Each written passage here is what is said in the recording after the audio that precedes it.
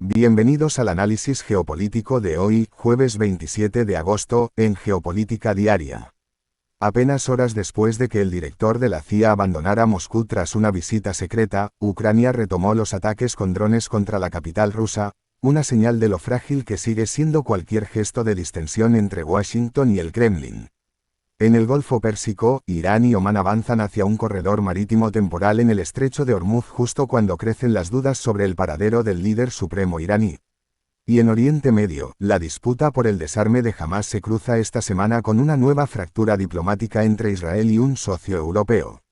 El director de la CIA, John Ratcliffe, viajó de forma no anunciada a Moscú el martes 25 de agosto para reunirse con altos cargos de inteligencia rusos, según confirmaron después funcionarios estadounidenses y el propio Kremlin. El portavoz del Kremlin, Dmitry Peskov, precisó que Ratcliffe no se reunió con el presidente Vladimir Putin, aunque este fue informado de los contactos, y añadió que es prematuro saber si ese encuentro ayudará a sacar la relación bilateral de lo que calificó como una crisis profunda. El presidente estadounidense, Donald Trump, restó importancia al viaje al calificarlo de semirrutinario y dijo que tanto Kiev como Moscú quieren ver terminada la guerra. Según fuentes ucranianas citadas por medios estadounidenses, Kiev había aceptado una petición de Washington de suspender los ataques con drones y misiles contra Moscú y San Petersburgo entre el lunes y el miércoles mientras se desarrollaba la visita. Sin embargo, el alcalde de Moscú, Sergei Sobyanin, informó que la madrugada del miércoles al menos 10 drones ucranianos fueron derribados cuando se aproximaban a la capital rusa, lo que obligó a restringir temporalmente los vuelos en 3 de los 4 aeropuertos internacionales de la ciudad. Hasta el momento, Kiev no ha explicado públicamente los motivos ni el momento exacto de la reanudación de los ataques. En paralelo, la diplomacia vaticana mantiene abierto un segundo canal con Moscú. El arzobispo Paul Richard Gallagher, número 2 de la diplomacia de la Santa Sede, se reunió el martes con el canciller ruso Sergei Lavrov en el primer encuentro presencial de alto nivel entre el Vaticano y Rusia desde 2022. Gallagher afirmó que la guerra debe terminar y que no puede resolverse por medios militares, mientras que Lavrov destacó que Rusia y la Santa Sede han logrado mantener un diálogo basado en la confianza pese a las perturbaciones internacionales. Moscú anunció además su disposición a reanudar contactos políticos con el Vaticano a nivel de viceministros de Exteriores. El miércoles, Gallagher se reunió también con Yuri Usakov, asesor de política exterior de Putin, y hoy jueves cierra su agenda con encuentros con el clero católico y una misa en la Catedral de la Inmaculada Concepción de Moscú, antes de regresar a Roma mañana viernes. Que Washington recurra a un canal de inteligencia mientras cede protagonismo diplomático al Vaticano sugiere que la vía política tradicional entre ambos países sigue estancada, incluso mientras el terreno de guerra no ha cambiado. Mientras Washington explora estos dos canales con Moscú, la presión estadounidense sobre otro adversario de la región avanza por una vía distinta, la económica y naval. Irán y Omán anunciaron el martes un marco por fases para establecer un corredor marítimo temporal conjunto en el estrecho de Hormuz y un proyecto compartido de limpieza de minas, tras una reunión en Teherán entre el canciller omaní, Bad al-Busaidi, y su par iraní, Abbas Araghchi. Al-Busaidi dijo confiar en que ambos países anuncien pronto ese corredor y mecanismos prácticos para restablecer la navegación segura. La Guardia Revolucionaria Islámica de Irán informó el miércoles que Teherán y Mascate también acordaron cómo repartirse los ingresos derivados del tránsito por el estrecho. El presidente Trump, por su parte, afirmó que la Marina estadounidense le informó que todas las minas fueron retiradas o detonadas en aguas internacionales del estrecho, y advirtió que cualquier embarcación que coloque nuevas minas será destruida de inmediato bajo una política de tolerancia cero. Pese a estos anuncios, datos de seguimiento marítimo citados por Reuters muestran que el tráfico sigue muy por debajo de lo normal, con solo 5 buques cruzando el estrecho el martes frente a un promedio de 15 en los 10 días previos. La visita del primer ministro de Qatar a Teherán este jueves, tras el respaldo de Doha a las conversaciones entre Omán e Irán, podría ser el próximo indicador de si ese marco temporal avanza hacia un acuerdo permanente. La presión sobre Teherán se intensificó además con el anuncio esta semana del secretario del Tesoro estadounidense, Scott Bessent, de una nueva ronda de sanciones bautizada Operación Paria Económica, dirigida a aislar a Irán castigando a países y empresas que mantengan vínculos comerciales con Teherán en sectores como aviación, transporte marítimo, tecnología, oro y activos digitales.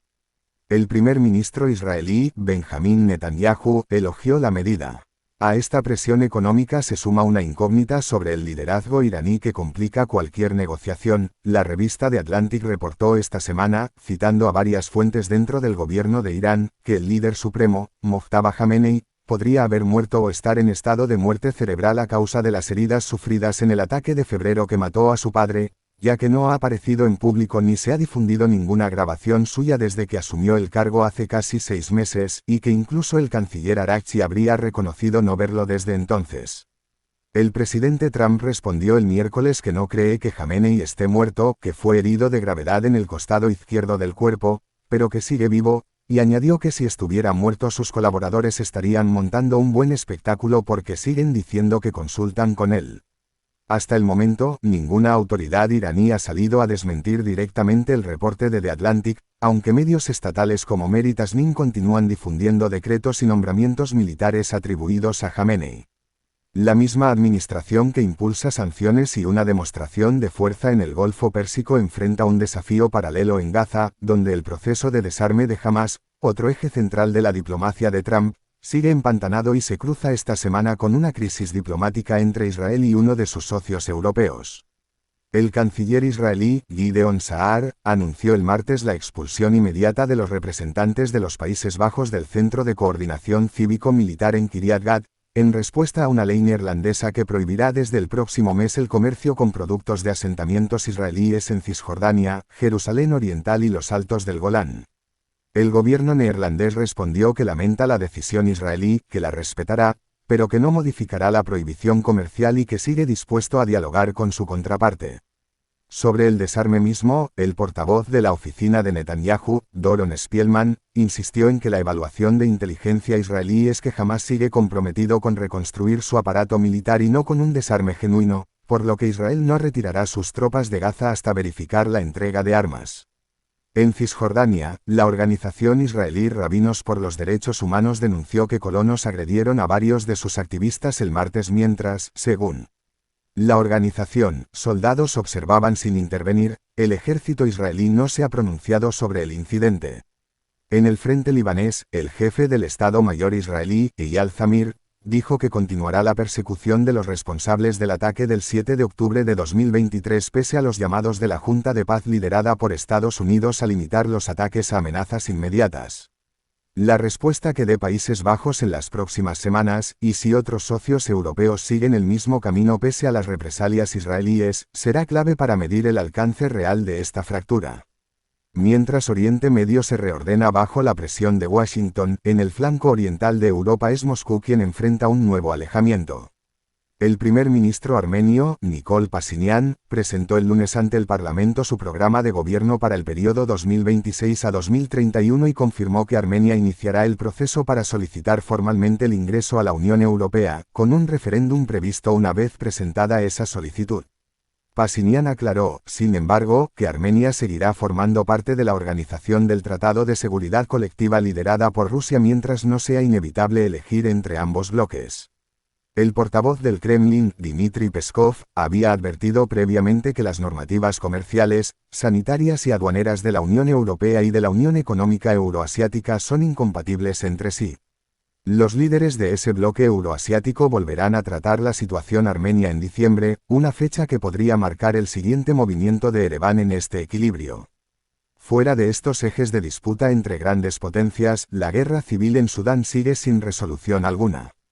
Las fuerzas de apoyo rápido mantienen la presión militar sobre El Obeid, capital de Kordofán del Norte, mientras el ejército sudanés continúa defendiendo la ciudad sin que ninguno de los dos bandos logre una ventaja decisiva ni se vislumbre un alto el fuego. Esta semana deja dos canales paralelos de contacto entre Washington y Moscú, uno de inteligencia y otro eclesiástico, sin ningún resultado verificable todavía, mientras los drones ucranianos ya volvían a sobrevolar la capital rusa antes incluso de que el avión de Ratcliffe aterrizara de regreso en Estados Unidos. La pregunta que queda abierta es si alguno de esos dos canales sobrevivirá al viernes, cuando el enviado vaticano concluya su visita a Moscú, o si la diplomacia de bajo perfil volverá a apagarse en cuanto termine la agenda de esta semana. Gracias por acompañarnos en este análisis. Si te ha resultado útil, suscríbete al canal, dale like y compártelo para que más personas puedan seguir con nosotros la actualidad geopolítica.